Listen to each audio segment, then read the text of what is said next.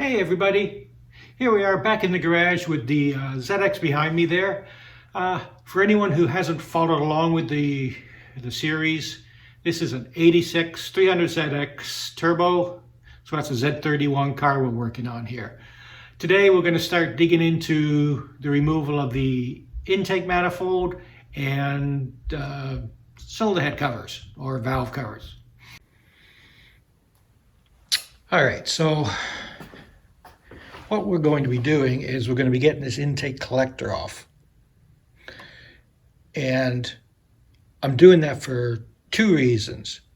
Primarily, I got cylinder head cover or valve cover, whatever you want to call it, cam cover. I've got a leak here. And big shout out to Nissan, you can't get this cover off until you take this whole assembly off. It's utterly illogical to me why they didn't take the air intake out the front here and leave the sides clear, but we're here. This is what we got. Secondly, there's cosmetic work, so when this all comes off, it's going to get polished and painted and everything else, and all these parts are going to get detailed and cleaned up. So, but primarily this is leaking. This side is not leaking, but we're here. You'll also notice that this is a turbo. Turbos had the red crinkle paint cylinder head covers. And this one has an NA cover on this side. And interestingly, my tote parts down over here, I have the driver's side NA cover as well in the same worn silver. We're doing a bit of vehicle archaeology. I'm going to guess they were both leaking, and when somebody went to get this off, they damaged it. After a long time, they're going to be stuck on there, and my guess is they damaged it, and they went out and they bought a set. And they did this side, and then somebody realized that this side is a whole other world of hurt to get at, so let it leak. So anyway, we're going to address that. So there is a lot of stuff attached to this intake collector here. We're going to try and disconnect all that stuff. We're going to be checking for if anything's got cracks for vacuum leaks and that. And then we're going to clean everything up before it all goes back on. So I've actually started making a little sketch and notes. I've taken pictures of everything, and I'm starting to label things as I get ready to take them apart or disconnect them. We're going to start with the spark plug leads. We'll pop those off. Those are all numbered. So this is cylinder 1, so 1, 3, 5, and then the other side is 2, 4, 6. So the leads are all numbered, so we'll get those off, get those out of the way first, and then we'll start unplugging and unscrewing and unbolting things around this side. We'll go around the back, and then we'll start on the other side.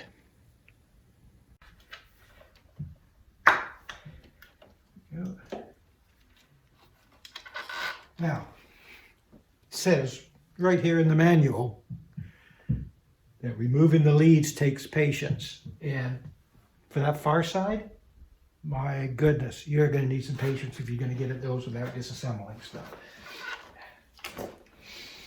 Okay. All right, what I've done is I've disconnected these 3 leads from the distributor cap. They're all numbered. They're all numbered here. And I will get at those once this stuff starts to come apart here, because frankly, it's challenging, put it that way. So, okay, so here's where we are. We've got virtually all the wire harness off and unplugged now. I believe that's a sensor in the, I think it's top dead center sensor or something. It goes to the distributor. That's unplugged. Cylinder head temp sensor is unplugged. There's another down here. I think that might be the temp gauge sensor, but I'm prepared to be corrected on that. The ground strap, of course. PCV valve here, so the hose down here has been taken off. Cold start air injector thing here, 210 mil 10 mil socket, 2 bolts there. That's been taken off and unplugged. Just a plug for that. Just the only thing to watch with that, it is a little O-ring here. So just watch for that. It was stuck to the manifold when I took it off. So give an eye out for that. The hose that comes out here, which is this hose, appears to be a coolant crossover. So it seems to come up here, a pipe, and then there's this here, and then it just transfers through here and then back out the bottom again. So there's coolant in there, you know. So that's all disconnected. EGR solenoid is unplugged. EGR valve here. So this is what I got to work at getting at now. So this has got the exhaust gas pipe that comes from the manifold up into here. 2 big bolts, nuts there. I thought I had read somewhere they were 22 mil. These certainly aren't. The biggest actual wrench I have is 1 inch, which is 25.4 mils, and it will not fit on there. So we're going to see how we're going to get that off, I guess. I've squirted penetrating fluid on it there and down there where it goes into the exhaust manifold. I'm not entirely hopeful these are going to come off, but we'll see. And then there's 2 bolts, 12 mil socket underneath there that go into some long studs that attach that to the manifold. So if I'm going to get the manifold off, this has to come off one way or another. All right, so here's the situation. I have tried multiple times to loosen this nut here, or the one, I can't get it, the one on the manifold at all. So I've tried this one. It's not going. Something is going to break for sure. I was just going to cut the tube, you know, to heck with it. I'll just cut the tube and replace it. They're extremely difficult to find. It's like ridiculously hard to find. So then I was going to just cut it and delete it, to hell with it. But I genuinely didn't really want to do that right now. So what I've done is I've taken the 2 bolt 12 mil socket, the 2 nuts off of here that go on the stud, and I'm hopeful when this manifold comes off I can move it, wiggle it that way towards the driver's side and slide those 2 studs out and just leave this hanging here on this. That's my plan anyway. I'm not sure how well it's going to work. We will find out. So I'm going to move on to the back. All I've got there, there's a harness attachment point there, and then there appears to be a vacuum line here. So we'll get that vacuum line off, get the harness all disconnected there, and then we'll move on to the driver's side. All right, so over on this side, I'm going to be taking these vacuum lines off. I don't believe you actually have to do that if you don't want to. It's only going to make getting it this easier, but I'm taking them off to clean them up as much as anything. So we'll disconnect those, label everything here. This is an idle control valve. There's an electronic plug here for it. So we'll unplug that. There's a hose down here we got to disconnect.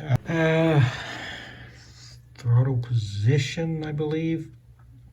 We'll be disconnecting this off the turbo here, and this is some kind of other PCV valve type breather, I think. Anyway, that's got to come off. So yeah, and another vacuum line here. All right, so update, here's where we are. I haven't been videoing this because I don't know that there's much value in watching me fiddle with hoses and clips. So we have got all the hard piped vacuum lines off here. I've just labeled them 1, 2, 3, 4. Don't quite know what they all do. So disconnected from the manifold here and there. We've got the idle control. We've got it unplugged in 2 different connectors there. We've got the hose off of that there. We've got the breather hose taken off that goes down there. That's out of there. We've got the throttle position unplugged. We have this vacuum, top vacuum line off. So I got to get these throttle cables off. Get this, what is that, brake booster? Yeah, looks like brake booster vacuum line disconnected here. Get these off, get this charge pipe disconnected and out of the way. It's going to require some unbolting down there. And then we'll reassess, see where we are after we've got those done. Okay, so got that vacuum line off. There's a second one underneath here, a lower, smaller one. I have that disconnected. I have this bracket that holds the harness here disconnected, and it's now just fallen down into the manifold somewhere. So I'm going to get these throttles out of here, these throttle cables out of here now. So what I'm going to do is pull that back, let it clip it out from under here, and then it should be able to pull up and slide out. Of course, should be able to and can are two different things.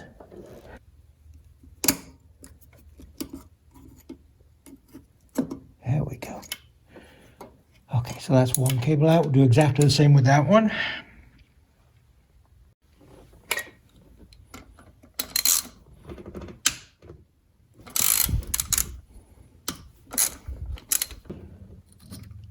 So we've got two brackets there that sandwich together. I'll put those out of the way. All right, so working on the charge pipe here now. There's a couple of 10 mil socket bolts down here.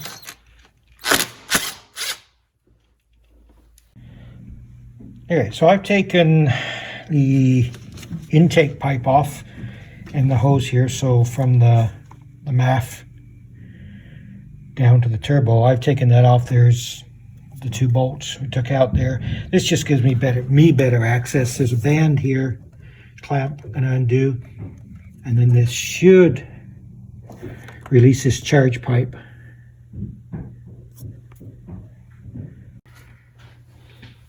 Okay, so there is another hose you have to disconnect. There's two hoses that actually go to this charge pipe. This one, and then one back here. So disconnected that. Clamp's loose there. I've gotten it out of the hose here, so this should... There we go.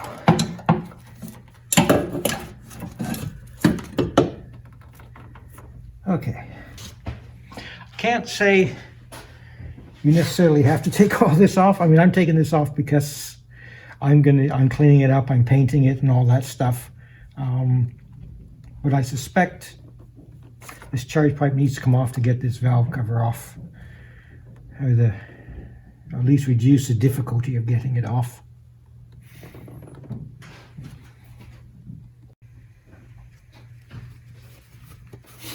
All right, next thing I'm going to do is get this, was just effectively a cosmetic cover off. There are 2, 3, 4, 5, 6 screws here. Hopeful. Oh, look at that.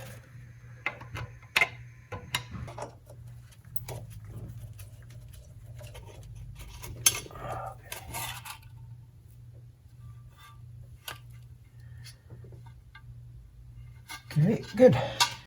All right, so it looks like we've got a couple more hoses hooked up under the throttle body here.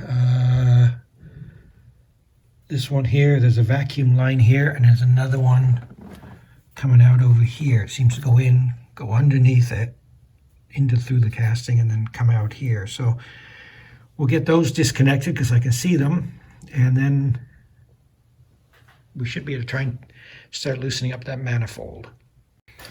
Okay, so I got these lines disconnected. Now there are two vacuum lines. There's one at the front here and there's one at the side here. I mean, I just marked it side, throttle body. This hose off here. And I've got it Okay, there, got it plugged because this is another coolant transfer line goes, for whatever reason, to the throttle body, underneath through the throttle body, like there's a hole through the casting by the looks of it, and then it comes back out here and then carries on wherever it's going. So just be aware there could be coolant dripping, flowing, whatever, as you disconnect that here and then the other one on this side here. But I think I've got all of those now. We're only going to know once I get it loosened. All right, so I think we're actually ready to get this off now. You're going to need your 6mm Allen key socket fitting there. I guess we'll see how easy these come off.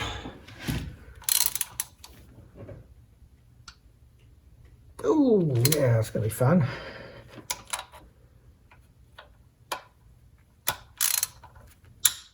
All right, there we go. Okay, well, somewhat predictably, that one broke. I thought it might. It was just like these, so that's going to have to drill that out, I guess. But we'll get the others off, and then we'll have a wiggle here and see if that's coming loose. All right, we're going to start wiggling it now and see if it is loose. Should be, but oh yeah.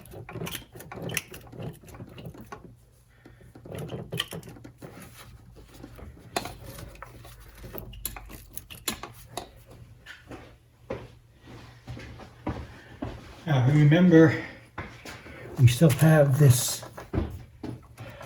EGR valve technically connected, even though it's unbolted. It's still got those big studs to it there. So,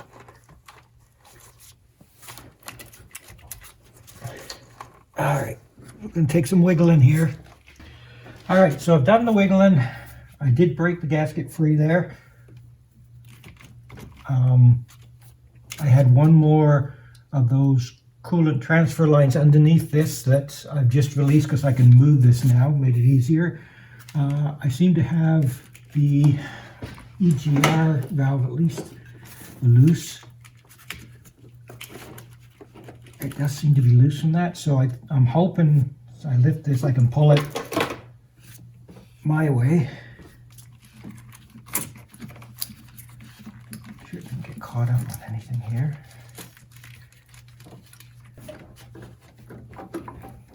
Okay, we have more lines here to deal with. Okay, so found another coolant line here that is clearly part of the, moves with the intake, so clearly part of the intake. I think now I've got everything, so we're going to try again to get this off. Okay, so I think I've got it freed here.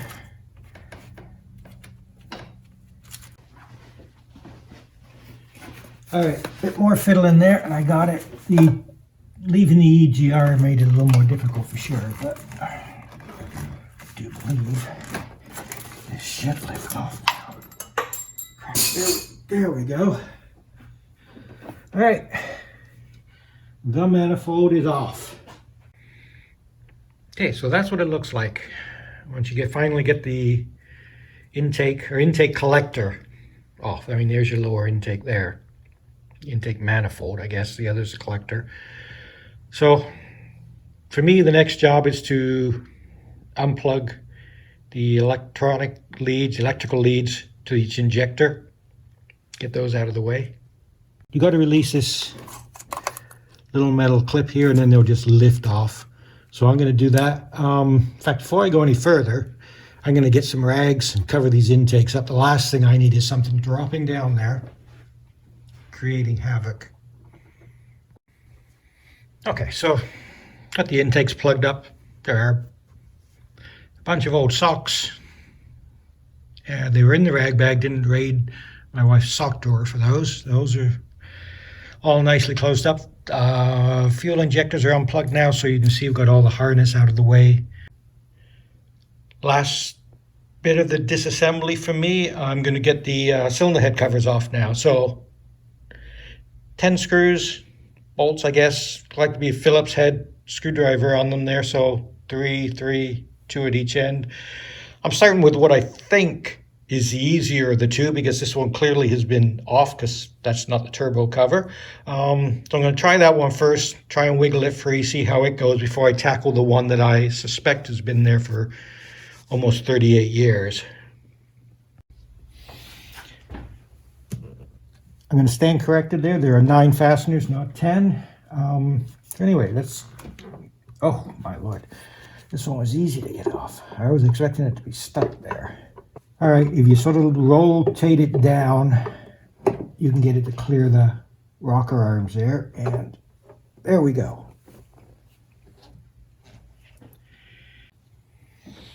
Driver's side cover here, same thing, 9. The only one's a little tricky is the one that's down behind here. So I'm gonna, predictably, that was not going to come off like the other side.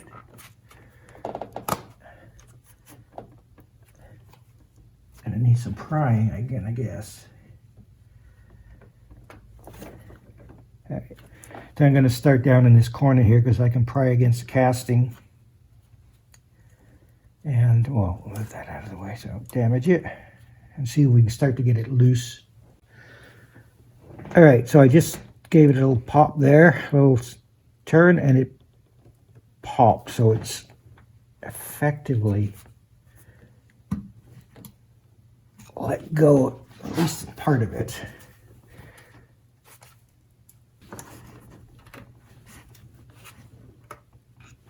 There we go.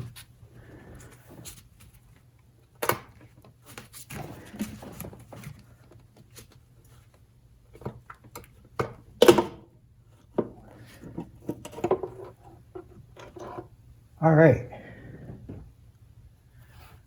Both of those off. Wow, you can see the difference. This rubber seal here is hard. You can see where the oil's been leaking out. The other side, which was replaced, is much plumper, softer. So, yep, definitely needed doing. So, that is as far as I'm taking the disassembly process on the top end of this motor. At least that's the plan. The next video, which I will probably creatively call part 2, we'll try and put it all back together again, see if I can remember how everything goes and where it goes, and keep our fingers crossed after all that it starts. Thanks a lot for tuning in, for watching. A like, a subscribe is always very much appreciated. And you drive safe, everybody, and I hope I see you back here in the garage.